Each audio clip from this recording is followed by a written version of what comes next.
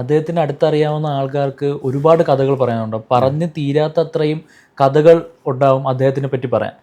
ദീപക് റാമിന് എന്താണ് അദ്ദേഹത്തിനെ പറ്റിയിട്ട് മറക്കാൻ പറ്റാത്ത ഒരു സംഭവം, ഇൻസിഡൻറ്റ്? ഞങ്ങൾ ഭക്ഷണം കഴിക്കാൻ നേരം ഞങ്ങൾക്ക് എല്ലാവർക്കും ഓരോ പിടി വാരിത്തന്നു. ഇപ്പോഴും അതിൻ്റെ ഒരു ടേസ്റ്റ് മനസ്സിലുണ്ട്.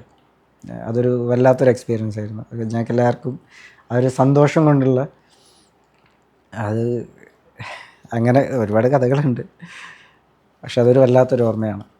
അദ്ദേഹത്തിൽ നിന്ന് ഒരുപിടി ആഹാരം വാരി കഴിച്ചത് അദ്ദേഹത്തിൻ്റെ കൈകളിൽ നിന്ന്. അതാണ് മറക്കാൻ പറ്റാത്തൊരു അനുഭവം. അതെ, തീർച്ചയായിട്ടും. കുറച്ച് നേരത്തെ ആയി പോയെന്ന് തോന്നുന്നുണ്ടോ അദ്ദേഹം നമ്മെ വിട്ടു പോയത്? തീർച്ചയായിട്ടും.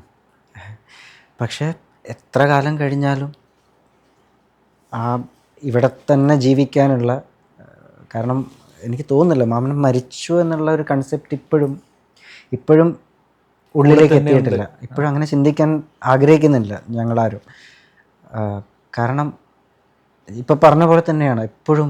കാരണം ഇത്രയധികം പാട്ടുകൾ ചെയ്തു വെച്ചിട്ടുണ്ട്. ഒരാൾ ചെയ്യാൻ കഴിയാത്ത കാര്യങ്ങളല്ല ചെയ്തു വെച്ചിരിക്കുന്നത്, ഓർത്തെടുക്കാനും. അതുകൊണ്ട് എപ്പോഴും കൂടെ ഉണ്ട് എന്നുള്ള തോന്നലുണ്ട്.